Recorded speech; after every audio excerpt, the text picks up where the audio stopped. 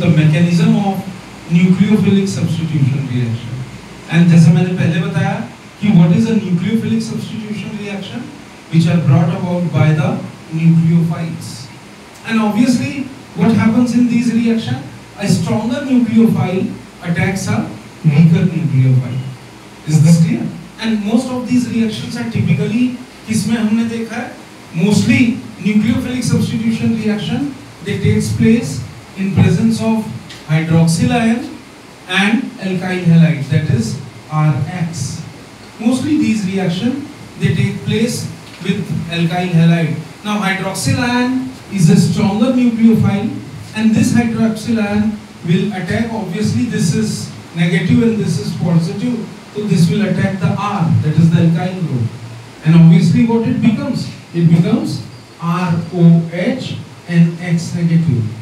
This ROH is the product, that is alcohol, and this X negative is a weaker nucleophile. Many a times it is also considered as leaving nucleophile. So this is a stronger nucleophile जो attack कर रहा है, और ये किसको attack कर रहा है? RX को, and obviously X को वो बाहर निकाल दिया, तो this is a weaker nucleophile. Now we will talk about the mechanism. जैसे मैंने बताया था कि there are two types of nucleophilic substitution reaction. One is SN2 and another one is SN1. So there are two types of nucleophilic substitution reaction. One is SN2 and another one is SN1. What is SN2? Substitution nucleophilic bimolecular. And what is SN1? Substitution nucleophilic unimolecular. But first I will explain you SN2. जैसा मैं आपको बता रहा हूँ, we are taking the example of the reaction between methyl chloride and hydroxyl ion. And as I told you that the SN2 reaction mechanism, it follows completely second order kinetics. What does it follows? It follows second order kinetics. And what does this tells you, second order kinetics? It tells that the rate of reaction is completely dependent upon both the reactants, that is methyl chloride and hydroxyl ion. So you can see rate is equal to K CH3Cl into HO, जैसा मैंने बताया था. And सबसे important क्या है वो ये एक बात और बताता है कि दोनों methyl chloride as well as the nucleophile, that is OH, they both are simultaneously taking part in the reaction, and that is why this step is also known as rate determining step of the reaction. What it is known as? Because they both are participating simultaneously. So that is what you call as rate determining step. What it is known as? Rate determining step of the reaction. आइए देखते हैं, ठीक है, छोटी सी बात है. आइए देखते हैं, जैसे मैंने आपको बताया कि ये शेर है और आपको मिथाइल क्लोराइड में बकरी खोजना है, तो बकरी कौन है? कौन है बकरी? Carbon. Carbon is the weakest here. Clear? And a stronger nucleophile attacks a weaker nucleophile. तो जब ये इनकमिंग न्यूक्लियोफाइल एल्काइल हैलाइड को अप्रोच करता है, तो यू विल फाइंड सबसे पहले क्या करेगा? ये पीछे से अटैक करेगा. सबसे important, it will attack this carbon from the back side, and after attacking वो इस कार्बन हेलोजन बॉन्ड को वीक कर देगा. It will start making weaker this carbon halogen bond, that is CCl bond. Is this clear? Right? और उसके बाद obviously क्या develop होगा? जब ये आपस में रिएक्ट करेगा, जब HO नेगेटिव आयन अटैक करेगा मिथाइल क्लोराइड को, is this clear? So it will not form directly a product. It will form the substance in transition state. It will form the compound in the transition state. और transition state में ये कैसे हो जाएगा? अगर ये attack करेगा तो you will find. So this is a compound particularly in the transition state. What it is? It's a compound particularly in the transition state. और उसके बाद ये further react करके अपने transition state, that means intermediate state, उसको break करके ये दो अलग अलग प्रोडक्ट्स बनाएगा. क्या क्या बनाएगा? जैसे मैंने आपको बताया था कि एक तो लीविंग हो जाएगा, दैट इज लीविंग ग्रुप हो जाएगा, तो तो what you will find 1 2 and 3 and last में क्या बचा, कौन बताएगा, Cl नेगेटिव। तो दिस इज द प्रोडक्ट, इसको आप बाई प्रोडक्ट भी बोल सकते हैं या लीविंग ग्रुप भी बोल सकते हैं या लीविंग न्यूक्लियोफाइल भी बोल सकते हैं। It can be also called as the leaving group or leaving nucleophile and this becomes what you directly call as the product and this is the leaving group or outgoing nucleophile, this is outgoing nucleophile. और ये क्या बना, CH3OH and that is what you call as methanol. This is the process of what you call as SN2 reactions. सबसे important खास बात क्या है, जैसा मैंने आपको पहले भी बताया था कि इसमें this whole process takes place in one single step. पहले वो transition state में आएगा। Transition state यहाँ पे नोट करेंगे that transition state is not considered as intermediate compound. It will first come into its transition state and then after it will form the product that is methanol and it will form the outgoing nucleophile that is what you call as leaving group.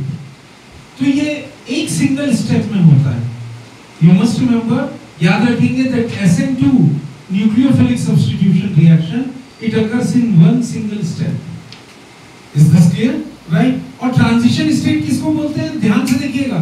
What is happening in the transition state? Transition state अगर आप देखेंगे तो you will find कि दोनों reactants आपस में एक दूसरे से partially bonded हैं। Both the reactants they are partially bonded with each other. तो you can see here transition state में ये प्रोडक्ट आ रहा है। One more thing is, जैसे मैंने आपको बताया था कि अटैक ऑफ न्यूक्लियोफाइल, ध्यान से देखिएगा, न्यूक्लियोफाइल का अटैक कहां से हो रहा है, कार्बन में, from the back side. The attack is from the back side. Is this clear? और लिविंग ग्रुप जो है वो कहां से हो रहा है, सामने से। ये SN2 रिएक्शन मैकेनिज्म की सबसे बड़ी खासियत है that the nucleophile attacks from the back side and the leaving group leaves from the front side. This is one of the most important factor you must reaction. ठीक है, एक और चीज, ये दोनों डायग्राम को देख करके कोई बता सकता है, ये एक मिनट, इसको देखिए और इसको देखिए, दोनों में क्या समझ में आता है। Place this arrow to this side because इन दोनों में जो बेसिक डिफरेंस है वो क्या है, ये इसका मिरर इमेज है। मिरर इमेज मतलब इन्वर्टेड इमेज है ना, क्योंकि इधर ये हाइड्रोजन इस तरफ है, CCl बॉन्ड इधर है राइट हैंड साइड में, लेकिन यहाँ पे क्या हो गया, HOC इस तरफ आ गया और ये तीनों हाइड्रोजन उस तरफ चले गए कि नहीं। तो this is known as SN2 reaction mechanism में यही कॉमनली होता है और इस प्रोसेस को हम लोग बोलते हैं Walden inversion. What it is called as Walden inversion, या इसको हम लोग बोलते हैं configuration of inversion. It is also called as Walden inversion और configuration of inversion. मैं SN2 रिएक्शन आपको एक सिंपल एग्जांपल से बताता हूँ, ध्यान से देखिएगा। अगर आप छतरी पकड़ के चल रहे हैं, मान लो बरसात गिर रही है तो आपकी छतरी आपने ऐसी पकड़ी हुई है, am I right? Clear? लेकिन अगर तेज हवा आया तो यही छतरी कैसी हो जाएगी, it will be like this. Clear होगी ना, छतरी उल्टी हो जाती है तेज हवा में, होती है कि नहीं होती है। तो this is called as, Walden ने इसी का एग्जांपल दिया। This is one of the most commonest example of SN2 reaction mechanism.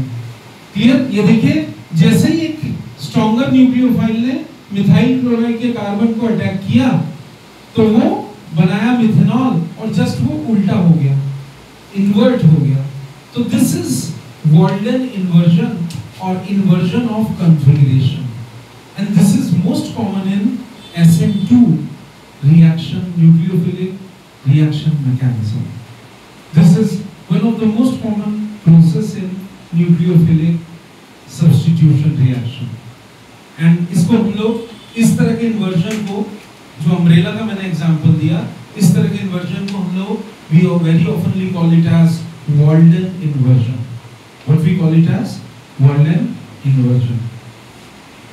SN1, the another type of nucleophilic substitution reaction, and this is commonly called as substitution nucleophilic unimolecular, SN1. So you must remember that these are usually carried out in protic or what you call as hydroxylic solvents. Hydroxylic solvents और simple भाषा में polar solvents जैसे acetic acid, CH3CO negative H positive, water H positive plus OH negative etc etc etc. ठीक है, मैं आपको एक छोटा सा रिएक्शन इसमें समझाऊंगा. SN1 and what is SN1? Substitutional nucleophilic unimolecular.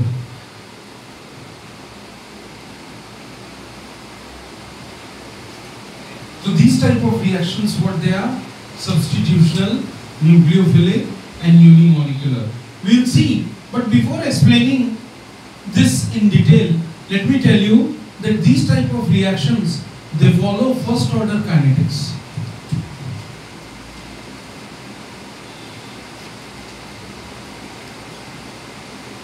These type of reactions, they strictly follow first order kinetics. Clear? इसका मतलब क्या है कि if I am taking two reactants, तो rate of reaction is dependent only on the first reactant, not on the second reactant. The rate of reaction is dependent only on the first reactant, not on the second reactant. Is this clear? Right? है ना? Second reactant के concentration से उसका कोई लेना देना नहीं है. मतलब अगर मान लीजिए मैं एक एग्जांपल ले रहा हूँ, if I take tertiary butyl bromide CH3 and if I take the example of tertiary butyl bromide, Br, यहाँ पे अगर मैंने ले लिया tertiary butyl bromide, other name of tertiary butyl bromide is 2-bromo-2-methyl propane. ठीक है, मैंने इसको लिया और इसके साथ में मैं रिएक्ट कर रहा हूं OH नेगेटिव. तो ऑब्वियसली आइए देखें ये प्रोडक्ट क्या बनाता है. What product it will form, क्या बनाएगा, कौन बताएगा? CH3 and here it comes OH plus Br negative, as you can see here very clearly, है ना. तो अब ये क्या बन गया, यहाँ पे क्या था टर्शियरी ब्यूटाइल ब्रोमाइड, बट यहाँ क्या बन गया tertiary butyl alcohol. What it has formed? It has formed tertiary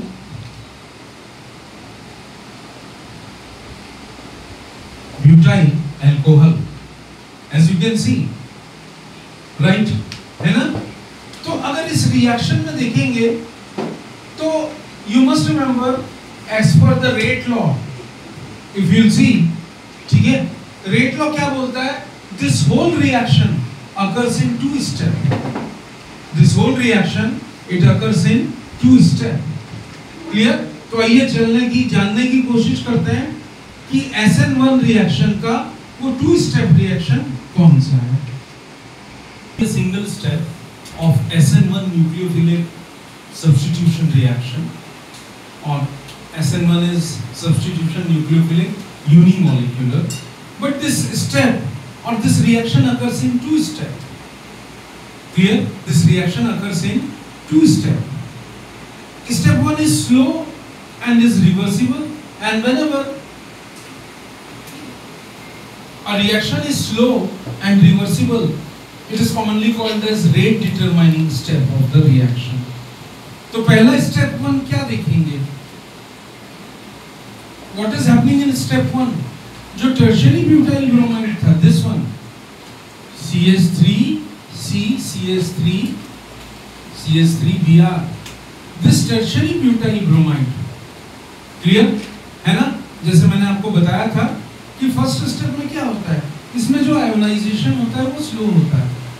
the ionization is slow. Clear?